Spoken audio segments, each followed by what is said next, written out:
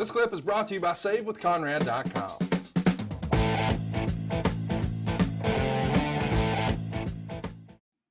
Well, listen, I can't argue any of that. Super crazy. Very, very talented.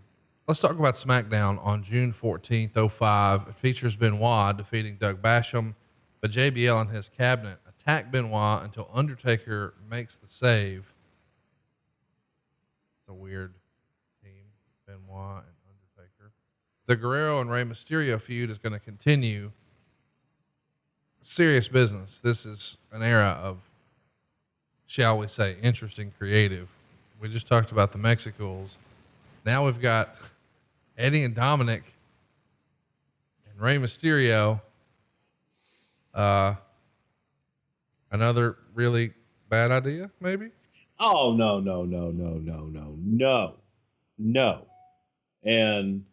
And you know, look, I'll fight for this one, and this one, I'll take all the credit and/or blame, however the hell you want to look at it. But this was something that was discussed with Rey and with Eddie, and it kind of came from Eddie Guerrero's book. Eddie had just had his book released, and there was a chapter in it about the time that Eddie and Vicky were separated, and that Eddie had a child out of wedlock. And he didn't really go into it that much more. It was a personal deal. But Eddie, you know, that was one of his cleansing things that he wanted to get out there and talk about. So people kind of questioned it and thought, you know, hey, what is this? And nothing more was ever really brought up about it. So in everything, you know, you were seeing Dominic on TV from time to time with Rey, and we had seen Angie, his wife, on TV. It's like, what if you guys are all close, you're best friends, but what if there was that question? Could this be Eddie's kid? And we, you know, looked at the time frame. The time frame wasn't exactly on, but Eddie wasn't that specific really on the time frame. He was vague on the time frame in the book, so you could jump to conclusions if you wanted to. And it's story, folks. It's soap opera. And you utilize what you have in front of you to mix reality with soap opera and try to bring the most out of it. So the idea and the question made sense to a lot of people. And before that, we talked to Rey and his family, because I think that was the family that would be affected the most. We talked to Eddie and his family. Everyone was on board. Everyone was on board with this, and they understood exactly what it was. This is a storyline on a television show. It involves real people. It could or could not involve real situations, but that's where the line is blurred, and that's where, you know, you can make your own conclusions. Speaking of conclusions, have you ever played Jump to Conclusions? Do you have one of those mats? Game. A what? So, you know, Jump to Conclusions map, where you don't jump. know what that is. I'm going to get you one. It'll go nice with your Paul Bosch collection. Rey versus Eddie. This is a hell of a match.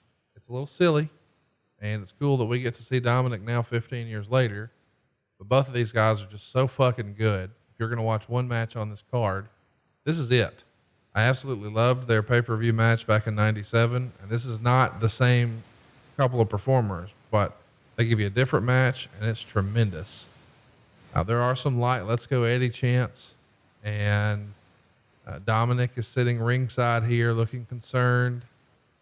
They're doing the 619. There's lots of near falls, multiple suplexes, lots of great facial work where Eddie's staring at Dominic, and then Rey is going to lay there dead and eat the frog splash. Eddie's going to point to Dominic, sneer, and then lay across him for the pin. But Rey crucifixes him and gets the pin himself. Pretty cool finish. 4 stars. I really like to make fun of the story behind this and criticize it. But Lord, once the bell rang, this is the opposite of when you say, and then the bell rang. Because here, and then the bell rang, these guys were on top of the fucking world. Magnificent. Absolutely magnificent. Rey and Eddie doing what they do best, and that was tearing the house down. And again, the story was excellent, and the fact people still remember it today speaks to how good it was. And to that, it is what it is, and it is the best match on the card. Next up, we've got Tori. Would have been 42 stars in Tokyo Dome or Arena Mexico. SmackDown on June 30th was taped after Raw, and Cena, Michaels, and Hogan are going to team up in the main event. This is the beginning of the Hulk Hogan Shawn Michaels program. We're going to talk about it, boys and girls. It's one of our most requested topics. And yes, SummerSlam 05 is on the docket. It's coming your way soon. Even though this has nothing to do with the Great American Bash, I do want to talk about how difficult was it getting those parties to agree to even work with each other at first. I know we're going to get the conclusion of the story at SmackDown, or not SmackDown, SummerSlam, when we do it here next month. But was there hesitation on either side about even entertaining the idea of working together? No, there wasn't. Great. Can't wait for it to fall apart on our next episode. Hey, it's Conrad Thompson. Thanks for checking out the podcast here on YouTube.